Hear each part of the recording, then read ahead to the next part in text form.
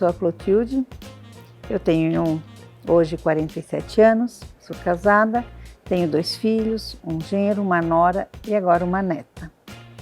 Eu sempre fui uma pessoa meio agitada, né? Ansiosa, nunca gostei muito de ficar parada.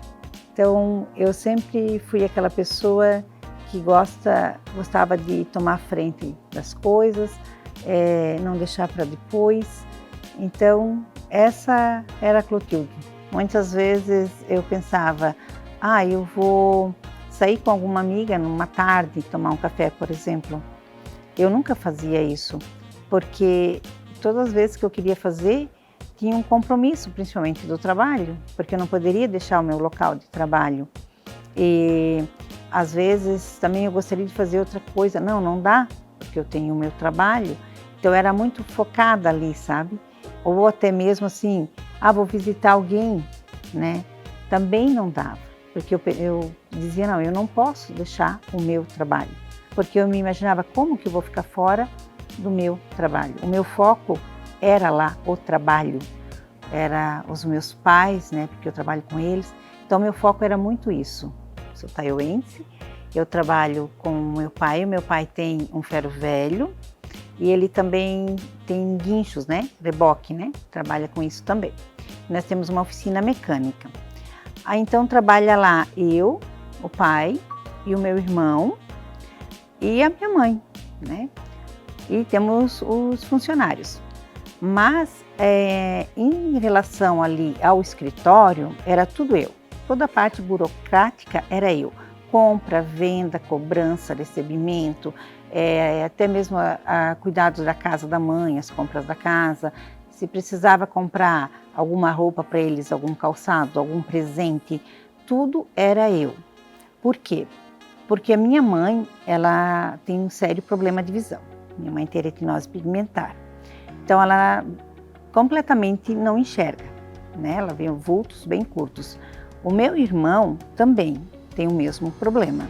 Ele também tem a retinose e também quase não enxerga. Mas o meu irmão trabalha na oficina. Ele é o nosso mecânico. E o meu pai partiu para a parte do escritório, para ele também não dá.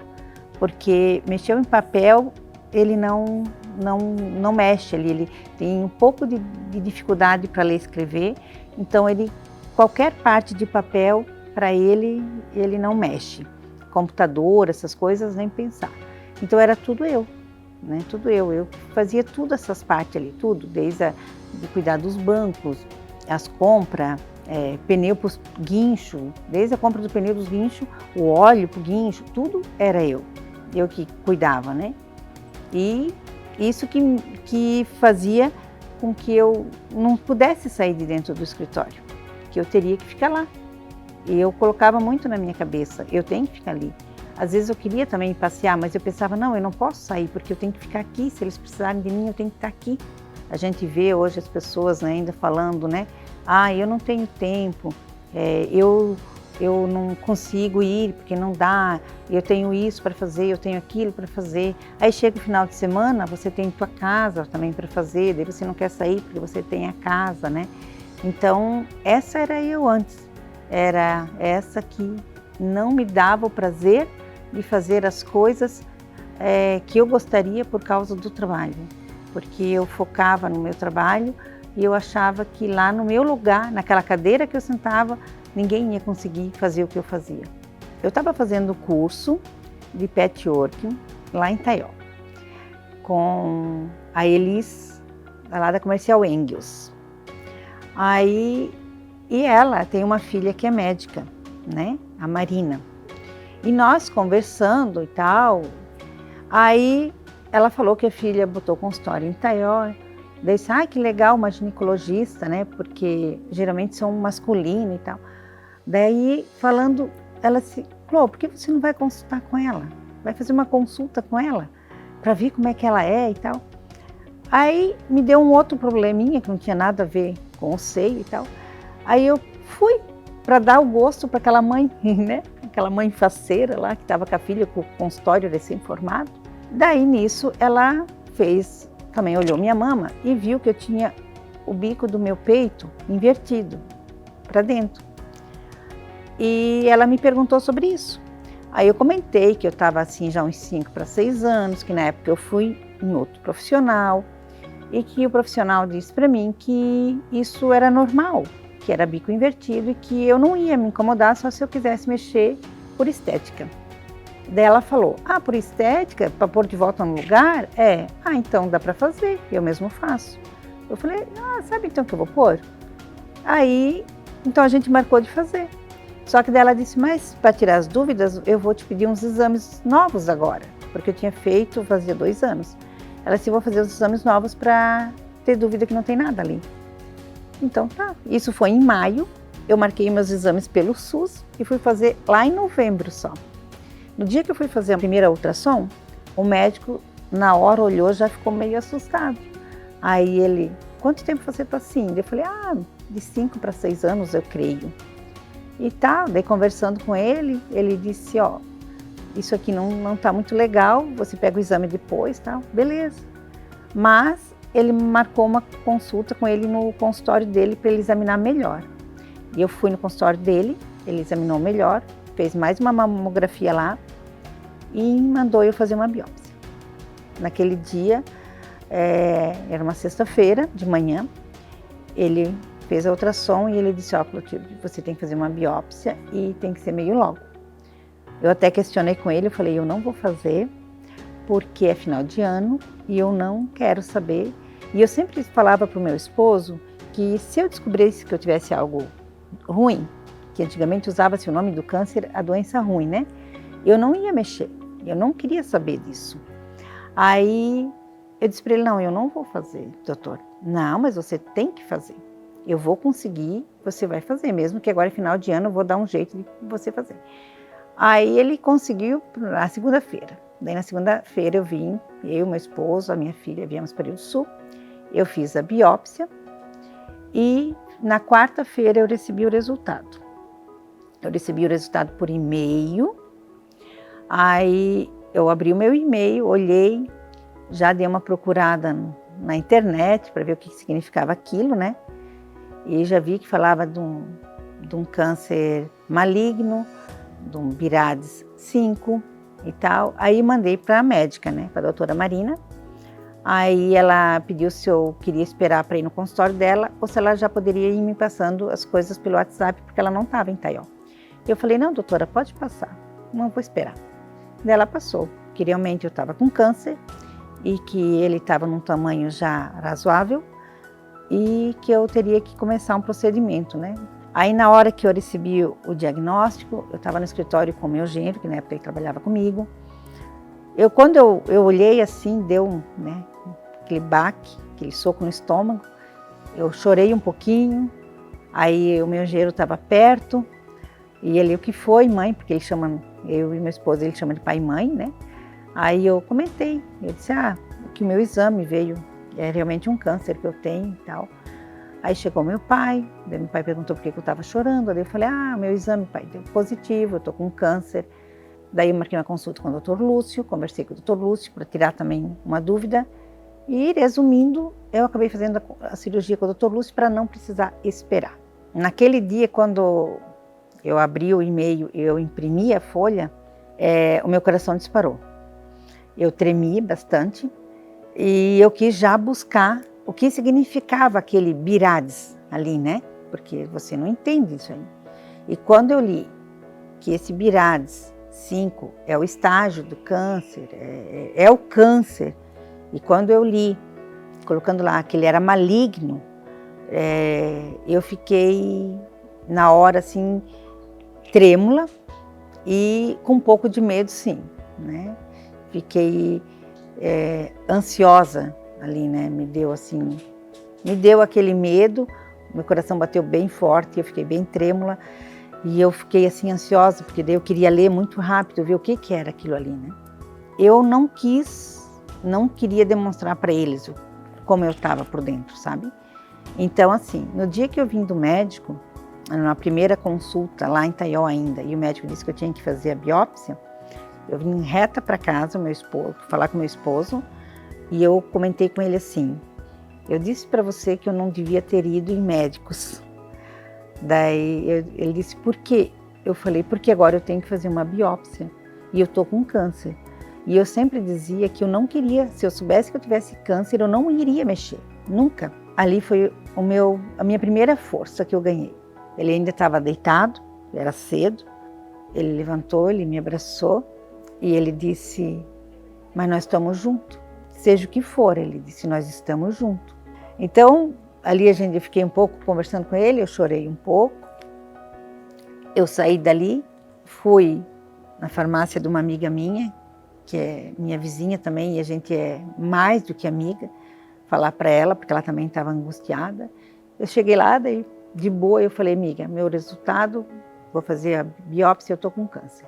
Foi normal, eu não fiz reunião de família para contar, eu falei normal, como eu estou falando para ti aqui, como se eu fosse mostrar agora o meu exame e dizer, ó, Sol, está aqui meu exame, eu estou com câncer maligno e vamos tocar para frente. Então, assim, eu tentei não ficar emotiva na frente deles, para dar força para eles, sabe? Eu percebi que eles estavam abatidos, tanto meu esposo como os filhos, o genro, a nora, o pai, a mãe, né? Até o meu irmão chegou, veio uns 2, 3 dias depois e me abraçou e disse assim, como que você está com câncer e tu nem me falou nada? Eu falei, mas vai passar. Eu falei, mas é que eu não queria. Eu pensava comigo, eu preciso ser forte. E se eu ser forte, eles também vão ser fortes. Com certeza essa força vem do Senhor.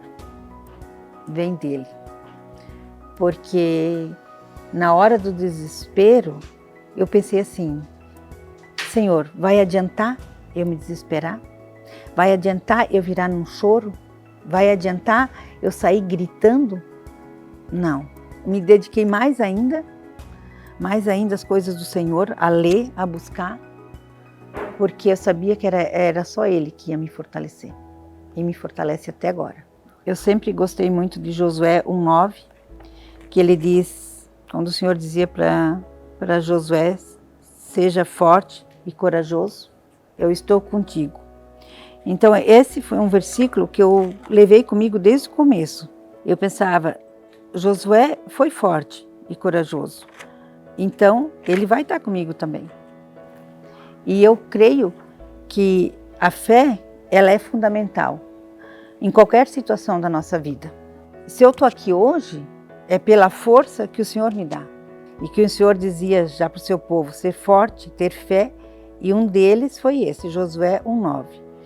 Então, todo dia eu agradeço e eu peço ao Senhor que eu possa ser forte e corajosa, que nada que acontece na nossa vida vem sem a permissão do Senhor, porque Ele é Deus, e se a dor vier, Ele é Deus, se a doença abater, Ele é Deus, e se a morte chegar, Ele é Deus.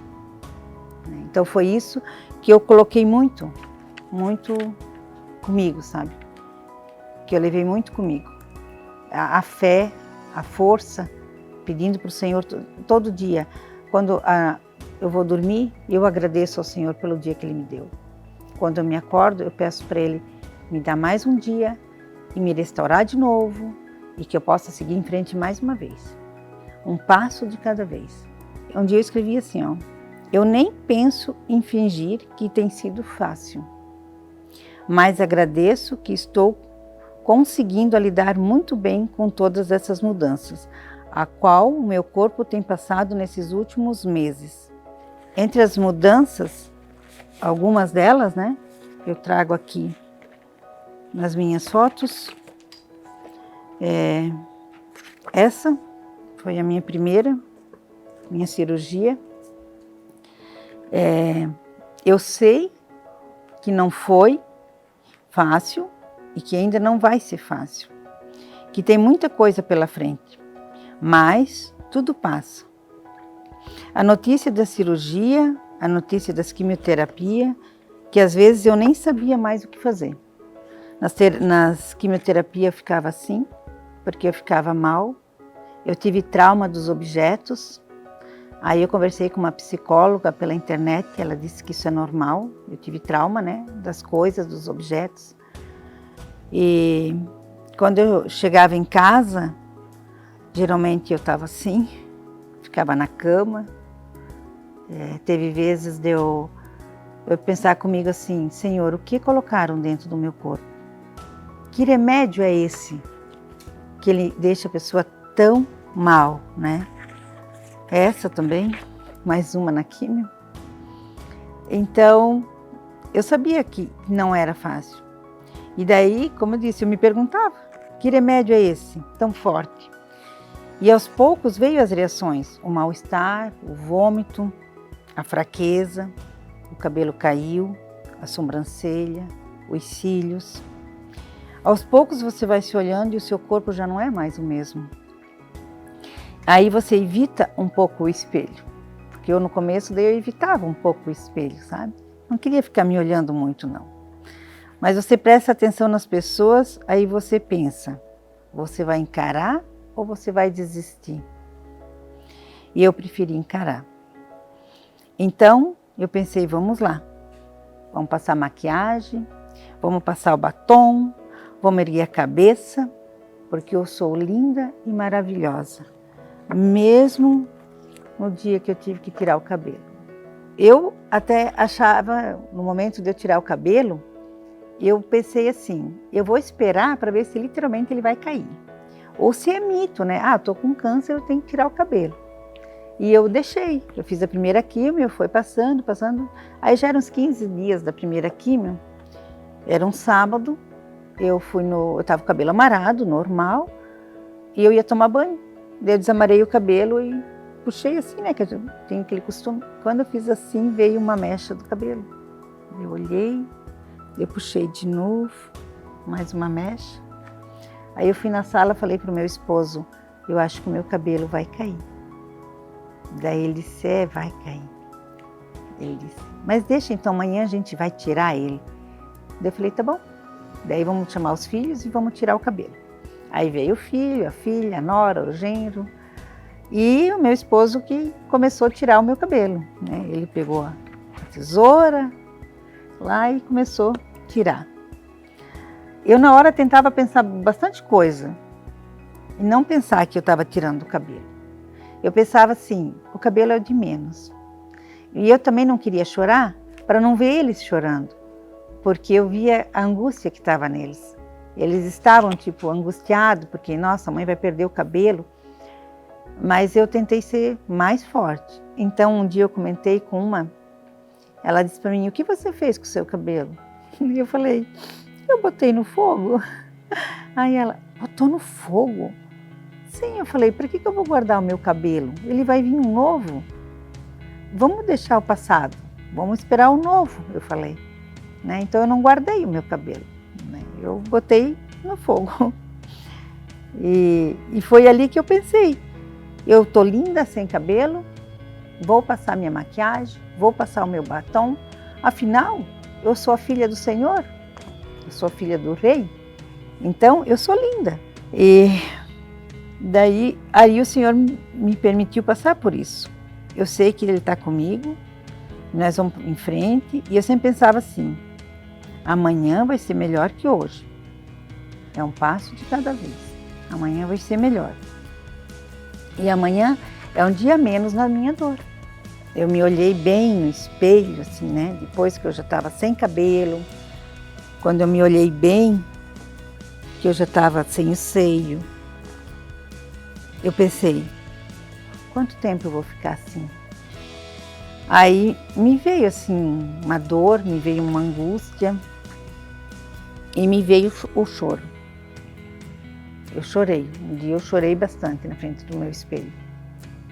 Aí, mas eu pensei, eu não posso desistir, eu não posso. Eu preciso ser firme pela minha família, pelas pessoas que precisam de mim, por aquelas que eu preciso delas, eu não posso desistir.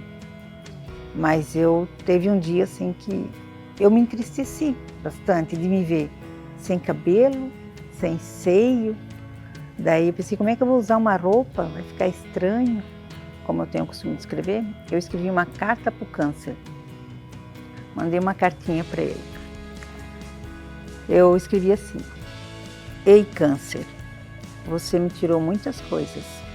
Levou os meus cabelos, os meus cílios, a minha sobrancelha, um pouco do meu autoestima. Me deixou cicatrizes físicas e emocionais. Não é fácil passar por você. Doeu, chorei em alguns momentos e em outros eu pensei que eu não suportaria mais. Mas, quer saber? Aprendi muita coisa durante esse processo. Me permiti ser transformada, pensar diferente, valorizar o exato momento. Entendi que Deus é bom o tempo todo, que tudo na vida passa e que a vida é agora. Refleti muito nesses tempos, como nunca tinha refletido durante os meus 47 anos. Até você chegar, câncer. Me perguntei sobre o futuro e os meus planejamentos que tinha, mas entendi que não temos o controle de tudo e que está tudo bem por isso. O futuro a Deus pertence. Cheguei a pensar o que eu gostaria de fazer hoje, se porventura eu não tivesse o dia de amanhã. E nesse momento percebi que precisamos apenas viver um dia de cada vez, independente de um diagnóstico. Percebi que aquilo que achamos pequenas coisas são as essenciais e que muitas vezes invertemos os nossos valores e os delas. Hoje eu entendo que não sou o que me aconteceu. Eu não sou o câncer. Eu não sou a Clotilde que falta o seio, a Clotilde que falta o cabelo, mas sim o que eu escolhi me tornar. Eu tenho um imenso desejo de ser um pouquinho melhor a cada dia, de continuar aprendendo com cada experiência, de celebrar cada processo, de viver meu propósito de vida e de cura todos os dias, pois eu entendi que a cura vai muito além do que a ausência da doença.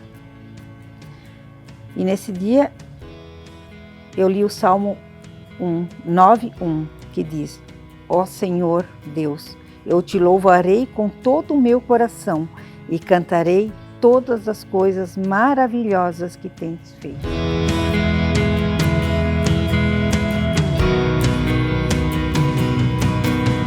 As pessoas olham para a gente com aquele sentimento de: nossa, que pena, tu vai morrer, você está com câncer, né? Geralmente as pessoas olham a gente com esse sentimento, né? E só que às vezes, depois de conversar comigo, elas já viam diferente e diziam: meu, mas você está diferente, que bom que você não se deixou cair, que bom que você está conseguindo levar para frente. A Clotilde doente está aqui dentro. Como eu dizia, meu corpo está doente, mas o meu espírito e a minha alma tem que estar bem. Então era isso que eu tentava sempre passar, né? Não queria ser a vítima, porque infelizmente muitas vezes as pessoas descobrem que tem uma doença e eles, nossa, não, agora eu estou com câncer, eu sou uma coitadinha, eu tenho que ficar na cama, eu tenho que me isolar das pessoas, afinal eu tenho câncer, né?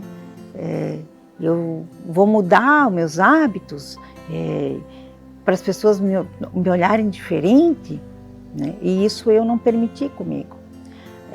Desde o meu corte do cabelo, eu não conseguia usar nada na cabeça. Eu não gostava. Eu já comecei, desde o começo, eu saí com a cabeça sem nada, né? Eu não gostava disso. E quando eu fiz as primeiras fotos, que foram essas, né? Onde eu estava sem cabelo, onde eu mostrei a minha cirurgia, muita pessoa, elas diziam para mim: nossa, você é muito corajosa. A própria fotógrafa, no dia, disse assim para mim: parabéns para você ter coragem de bater uma foto e mostrar a tua cirurgia. Então, assim, eu não quis ser essa coitadinha, porque estava com câncer ou porque passou pelo câncer. Eu não quis, não aceitei isso em mim. A depressão eu tive em 2014 para 2015, 2013 para frente, né? E uma coisa que eu dizia na época assim, a pessoa tem depressão e os outros dizem, depressão, vai caminhar, vai andar na grama, vai fazer uma academia, né, que passa, vai fazer algo que você gosta. Eu mesmo antigamente questionava a depressão, eu dizia que ela não existia, até o momento que eu tive. E eu cheguei a ficar 3 meses de cama, sem querer sair de dentro do quarto, sem querer sair de dentro de casa. Eu ficava lá, era verão, eu ficava debaixo das cobertas. Eu não queria falar com ninguém, eu me isolava lá. Eu não via o meu marido ir trabalhar, eu não via meus filhos sair, né? Eles chegavam, eu estava lá naquela cama, eles saíam, eu estava lá naquela cama. A depressão veio do excesso de estresse, né? Eu ia no médico e ele dizia para mim assim, o teu estresse está ao limite. Eu estava com o meu estresse bem abalado e veio por causa disso, por causa do estresse. Engraçado, né? Você fala, ou alguém fala que tem depressão, as pessoas não dão tanto ouvido, não dão atenção. Eu disse, mas se disser que tem um câncer, daí todo mundo vai dizer, tem câncer. E agora eu passei pela versão do câncer, e é verdade. Eu senti na pele isso. E eu passei por isso, de dizer, eu tenho depressão e senti a reação das pessoas, e de eu chegar e dizer, eu estou com câncer de mama. E agora senti a reação das pessoas. A dor, ela não foi fácil, né? Eu vinha, fazia as químios, eu voltava para casa bem mal, dava os vômitos, dava fraqueza, né? É um mal-estar que não tem como explicar. Não, às vezes você não consegue passar, só quem está do teu lado para ver o que você está sentindo, né? Mas foi essa caminhada. Foram 12 químios branca, foram 4 químios vermelha, foi uma cirurgia, uma mastectomia radical, né, onde foi tirado tudo. Foi tudo isso. Depois eu tive que fazer mais uma pequena cirurgia, porque eu tive uma inflamação. Foi tudo isso. Foi sofrido, teve bastante dores? Teve, né? Mas eu consegui chegar já quase ao final, pois faltam só as rádios, né? Eu posso dizer que hoje eu estou bem, eu ainda sinto um pouquinho de dor, mas estou aqui, consegui. E o que eu gostaria de deixar sobre a doença, a palavra câncer, ela já dói um pouco, né? Eu nunca imaginei que passaria por isso realmente. Você não sabe o que fazer, passa muita coisa na cabeça em pouco tempo. E agora? Como eu vou fazer? Vou parar de trabalhar? Como vai ficar minha família? Vou perder meu cabelo? Infelizmente, ela é uma doença que arrasa com a gente, porque você acha, como eu já falei, o resultado você sente, é tua sentença de morte. É o que você sente. Mas no meio desse caminho você tem a família, a minha casa, o meu porto seguro, meu esposo, sempre do meu lado, me acompanhou em tudo, desde o primeiro abraço, que ele disse, estamos juntos, vamos vencer e enfrentar tudo que for preciso, e junto com os nossos filhos, com o genro, com a nora, que também consideramos nossos filhos, fomos enfrentando. Nós orávamos, nós chorávamos, nós buscávamos todos os recursos, fazemos tudo junto, o nosso tratamento, e junto a gente sorriu, principalmente tivemos fé, porque nos amamos. E eu tenho um quadro em casa que está escrito o seguinte, nesta casa nós somos verdadeiros, cometemos erros, corremos atrás dos sonhos, abraçamos, pedimos desculpas, nos divertimos, ajudamos e perdoamos. E acima de tudo, nos amamos. Então, isso é o nosso pilar. O Senhor, que nos segurou, né? A nossa fé, a família. Esse pilar, isso que nos sustenta, isso que nos trouxe até aqui hoje. E uma coisa que eu gostaria de deixar como final, uma reflexão, para quem está no começo, para quem está acabando, para quem descobriu hoje, que hoje quando eu me lembro, quando eu olho as minhas fotos, os meus vídeos, da minha jornada, o meu coração pulsa forte, pois essa jornada deu uma perspectiva para cada momento nessa terra. Me ensinou que o mundo é lindo, que devemos selecionar as coisas, que apesar de tentar acertar, às vezes erramos, e que os tropeços servem de exemplos para muitos e para nós mesmos. Embora um dia a minha aparência tenha sido cansada e doente, as coisas que cresceram em minha alma jamais poderão ser vistas, nem mesmo em uma foto, porque elas são lindas. Por tudo isso, eu sou eternamente grata. O tratamento tomou muito de mim, mas me devolveu muito em troca. Não desista, você sempre será a inspiração de alguém. E nunca esqueça, seja forte e corajosa.